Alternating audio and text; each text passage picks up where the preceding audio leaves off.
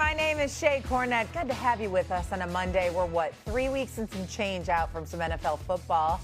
Hello to you and your Michigan earring. Yep. I mean, that's not an earring. What is that? No. That's a makeshift. What's happening? Earring. It's a makeshift earring. This is the bet for Taylor Lewan, Michigan beating UConn in the national title. I have to do it for like another probably week and a half. Okay. You're doing this for another week and a half. Great. Okay. We'll let that hang out. How long? Is it the whole show? I have to look at you like No, this? I'm going to take it off in the next 10 seconds. Okay, very good. Very good. Kevin Clark, hello. And Myron Metcalf, hi. Good to be with you. Happy to have you. Don't be distracted by the large N. He says it's going to come off sooner. Our team's played in the national championship in football, and we didn't do any of these bets. Exactly. Too smart. Exactly. We were too smart to make a bet like that. I don't know who you're referring to as the dork right now as you sit there with the giant M on your ear, but okay. Let's talk about Jaxson Dart and the New York Football Giants because he found his way back into the blue medical tent over the weekend in the Giants' first preseason game against the Minnesota Vikings. After running back Tyrone Tracy missed a block, Dart said that he had the wind knocked out of him and was on the ground for a few moments before being checked out. Here's Dart and Coach John Harbaugh on the blue tent visit. As far as the blue tent, like I really respect the rules and the thought behind, the NFL has of keeping players healthy and reviewing things. But at the same time, I'm still puzzled by it just feeling like every time that I get hit, I just find my way in there. I'm sure it's frustrating. I mean, I guess he maybe got the wind knocked out of him a little bit, but I'm not going to be critical of the league, or whoever's doing that upstairs. I mean, they do their job and they want to protect the players.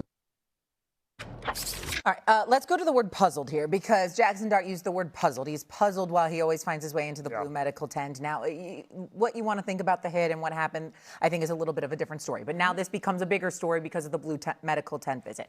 What was your reaction to what he said?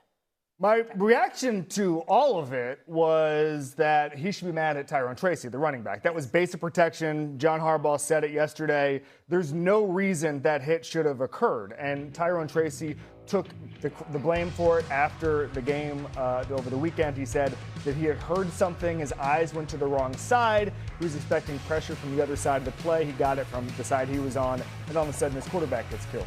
John Harbaugh clearly not happy about it. It might end up costing Tyrone Tracy his job. I think there's an organizational rot with the roster and all that stuff, and there's a lot of people who are going to lose their jobs this year because John Harbaugh is going to come in and professionalize that operation. Shows you how bad the Giants situation was. Having said that, when we're talking about Jaxson Dart here, the reason that he came out of the game and had to go to the blue tent was not about narrative. It was not about them going out and trying to, to get him or a witch hunt or anything like that. It's because it looked like his head hit the turf. Maybe it looked worse than it actually was. And because he was on the turf for 4 or 5 seconds and it looked like a bad injury. That's just going to happen here. There always is protocol. They're always going to err on the side of caution now. They didn't for 100 years, and now we have to. I'm always going to take the independent neurologist side on this. I'm always going to take the independent professional side on this. And so Jaxson Dart, this is just the cost of doing business if you could hit hard in an NFL game. 30 years ago, we would have put it on a VHS, hardest hits. We would have ignored it. Everybody would say, hey, Russ Maduro, and I keep going. That's not the game anymore. So I understand what Dart is saying, but that's just what's going to happen when you take a hit like that. Be mad at your running back, not at the blue tent guys. Yeah. One, is it fair? No one cares. You're the starting quarterback of the New York Giants. Not much of your life is going to be fair, but you have one of the coolest jobs in the world. So get past the thought of fair or not fair. Two, do I think that narrative played a part of it? Because I'm playing a little bit of an assumption game here. We just are in this situation. Yes. And that's probably his reality.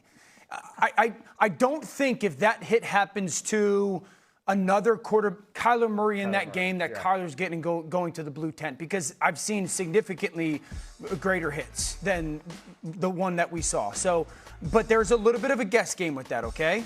And everybody, it's preseason for everybody. So maybe that there's, hey, it's the preseason, let's get our protocol going as well.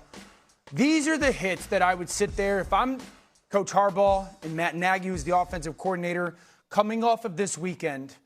This is when you sit down and you just have another reminding conversation of there's just a sensitivity to you. Yeah. Whether you like it or not. There's a sensitivity to you.